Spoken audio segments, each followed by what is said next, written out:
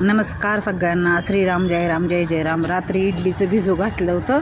म्हटलं दुधी भोपळ्याचे आप्पे करावेत. इतके सुंदर आणि टेस्टी झाले. त्यासाठी 4-5 हिरव्या मिरच्या, थोडीशी कोथिंबीर आणि 2-3 कढीपत्त्याची पानं, भोपळ्याच्या वरची साल काढून घेतली आणि भोपळा खिसून घेतला आणि हिरवी मिरची, कोथिंबीर आणि 2-3 कढीपत्त्याची पानं मिक्सरमध्ये बारीक करून घेतली. आणि रात्री तर इडलीचं भिजवलेलंच होतं.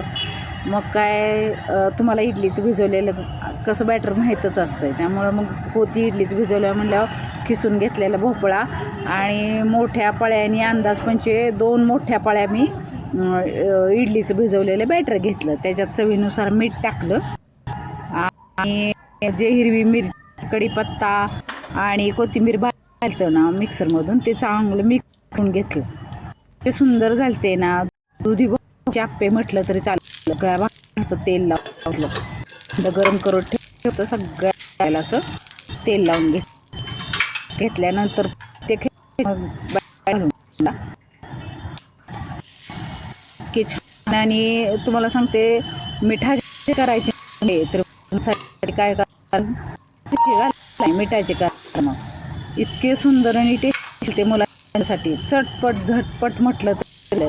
आपण केव्हा इडलीसाठी भिजूच घालतो. त्याच्यात मग तुम्हाला आवडत असेल तर कांदा, त्याच्यात टॅमॅटो, असे सगळे वेगळे मिठाचे तुम्ही करू शकता. तुम्ही ह्याच्यात बारीक खिसून घालू शकता आणि खिसून फ्लावरसुद्धा, म्हणजे भाज्या खात नसेल तर. त्यामुळे इतके जी झालं होतं ना, खूप छान झालं होतं.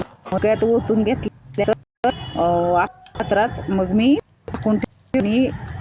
1-7 मिनिटात चांगले आप्पे, सुंदर पट सगळे आप्पे निघाले. मुलांसाठी मग वेगळ्या भाज्या घालून तुम्ही सुद्धा हे करू शकता.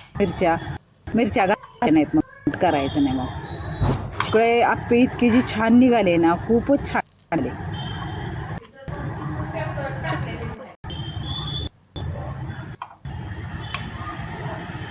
सगळे पलटून घेतले आप्पे. झटपट खायचं म्हटलं तर आज रविवार त्यामुळे इडलीचं भिजूच घातलं होतं. डोसा, इडली सगळं होतं.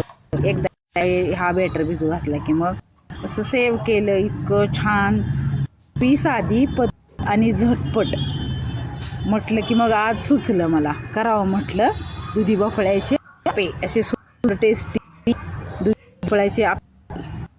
तुम्ही पण असे करून बघा, वेगळ्या पद्धती वेगळ्याचे. तो टॅमॅटो त्याचं बारीक थोडं मिक्सरमध्ये काढून जरी घातलं ना, तर इतके सुंदर लाल लाल खूप छान होत.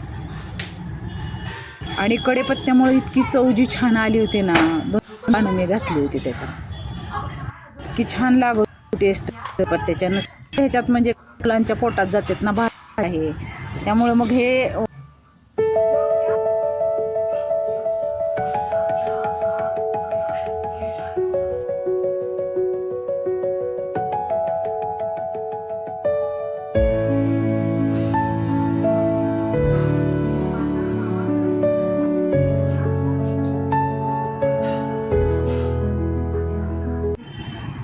तुम्हाला जर माझी रेसिपी आवडली असेल तर लाईक, शेअर, सबस्क्राईब करा. असे मऊ लुसलुशीत जाळीदार दुधी भोपळ्याचे आप्पे कसे वाटले?